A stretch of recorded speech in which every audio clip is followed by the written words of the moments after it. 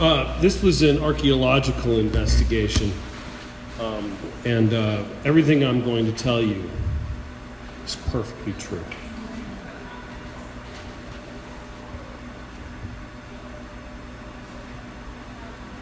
I gotta work on this talking thing. Is this slide gonna change soon? Okay, I'm Emperor Gaozong. Emperor Gaozong of Song ruled over Southeast China during a period of great prosperity and technological advancement in the 11th century.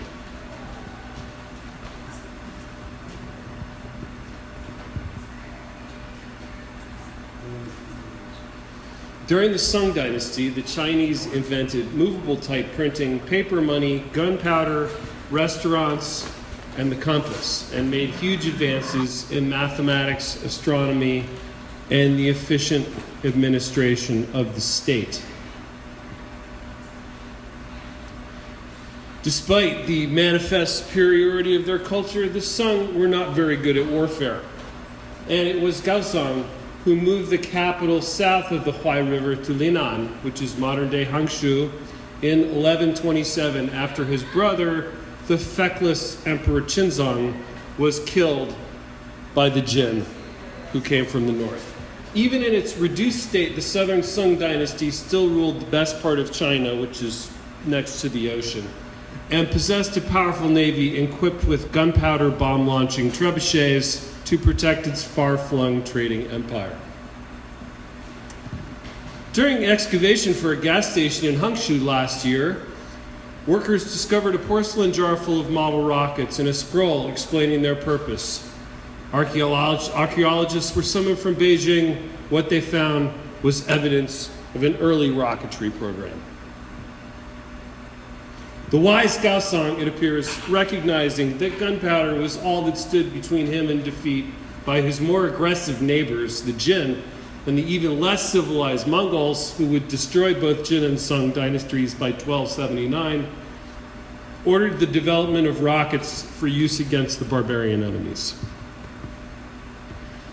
The black powder-fueled rockets were made of porcelain clay, which would shatter into thousands of razor-sharp shards upon impact, a potent weapon against both cavalry and infantry. They had a stick attached for guidance and were sometimes launched from bottles, much like the fireworks of today. Song potters were the most advanced China had ever seen, making wares out of smooth, dense porcelain that are praised for their simplicity of shape and their understated decoration, consistent with the Confucian aesthetic of simplicity and purity.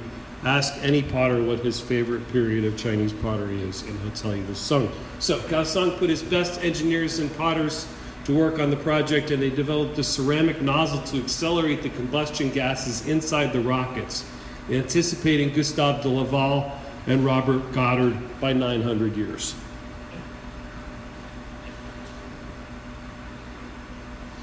The emperor's generals were thrilled with these new fire arrows, which allowed them to secure the reduced borders of the empire against the numerically superior Jin. They also provided a boon to the developing pottery industry as new kilns were built to supply the needs of the imperial armies. The biggest of these kilns was down the hill from the imperial palace, where the emperor ordered an audacious experiment in manned space flight to support the researches of the cartographer Shen Guo, who had already mapped Western China all the way to India with startling precision. That is Shen Guo, who's a very great astronomer. Because a rocket big enough to carry Shen Guo and his assistants was far too big to be made in one piece, the potters threw the body in sections. Chinese potters, very strong.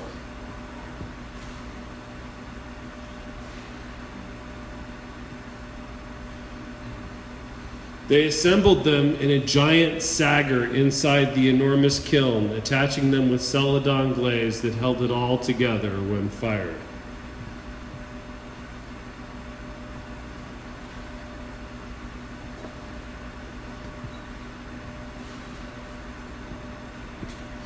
The rocket was beautiful, says the author of the scroll, a potter identifying himself only as Chang.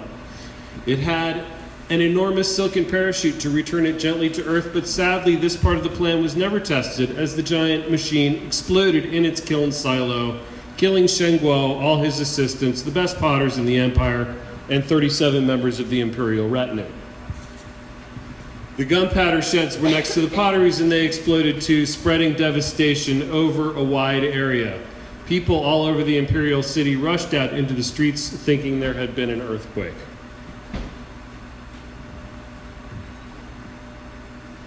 The loss of the rocketry program for the kiln and workshops were destroyed in the blast as well. It was an enormous loss of face for Emperor Gaozong.